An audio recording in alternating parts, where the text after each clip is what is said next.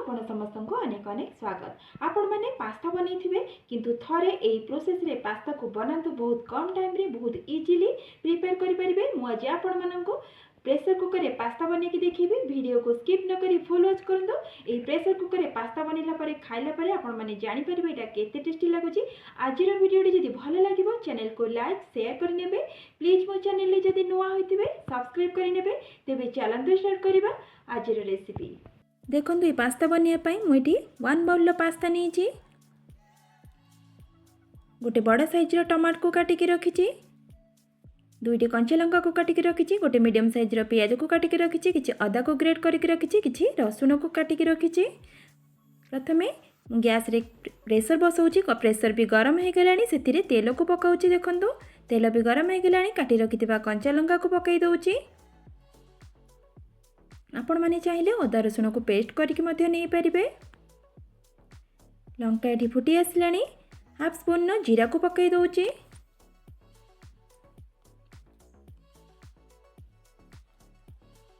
तापरे सेतिरे काटी रखिथिबा पियाज को पकई दउची। देखंतु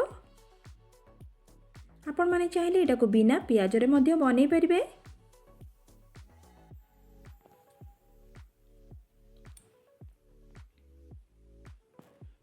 पियाज टिके हल्का गोल्डन कलर हो आसला पर्यंत भाजी नौची। देखंतु पियाजर कलर एठी आस्ते आस्ते चेंज हो गलानी। तापरे सेथिरे मु काटी रखिथिबा रसुण को पकई दउची। तापरे अदा को जो ग्रेट करके रखिथिली ताको पकई दउची। ताको तार कंचा स्मेल कला पर्यंत देखंतु एमती भाजी नौची। एबे गोटे मिनिट हो गलानी। तापरे सेथिरे काटी रखिथिबा टमाटो को पकई दउची। टमाटो को पकई सारा परे स्वाद अनुसार लुण को पकई दउची, कारण टमाटो जल्दी सिझी जीव लुण पकाइबा द्वारा। ये टमाटो पूरा सिझी आसलानी। हाफ स्पून हल्दी को पकई दउची, हाफ स्पून धनिया पाउडर को पकई दउची, half spoon red chilli powder को पकई दउची, हाफ स्पून गरम मसला को पकई दउची, हाफ स्पून पास्ता मसला को पकई दउची।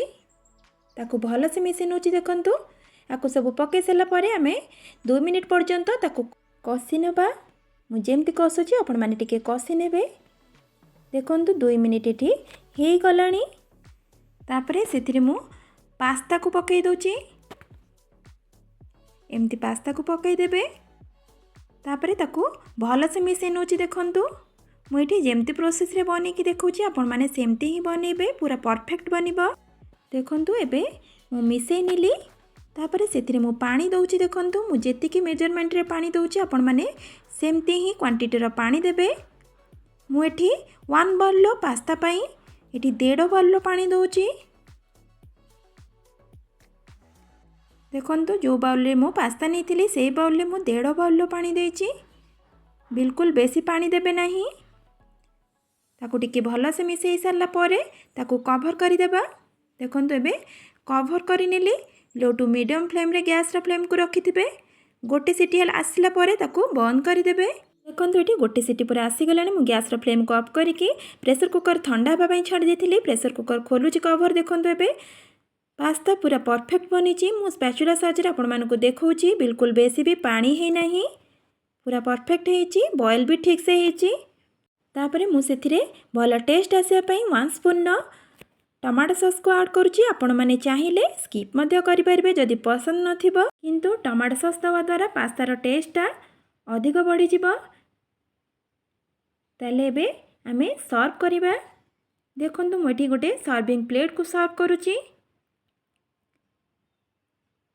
ताले एठी हमर रेडी हो गला सुपर टेस्टी डिलीशियस पास्ता। आपण माने थरे प्रेशर कुकर रे पास्ता को बनांतु, जानि परिबे एटा केते इजीली बनि जिवो। सकाळर व्यस्तता भितर आपण माने जदि पिला मानक टिफिन्स रे किछि जल्दी रेडी करबा पई चाहउचंदी ताले ए पास्ता को प्रेशर कुकर रे बनै कि दियंतु। पिला माने बहुत ही खुशी रे खाइबे। समस्त को मध्य पसंद आसीबो। निश्चय बनेबे। बनै साला परे आपण मानक अनुभव मो सह शेयर करिवे। ताले आज पई रहउची नमस्कार, बाय, जय जगन्नाथ।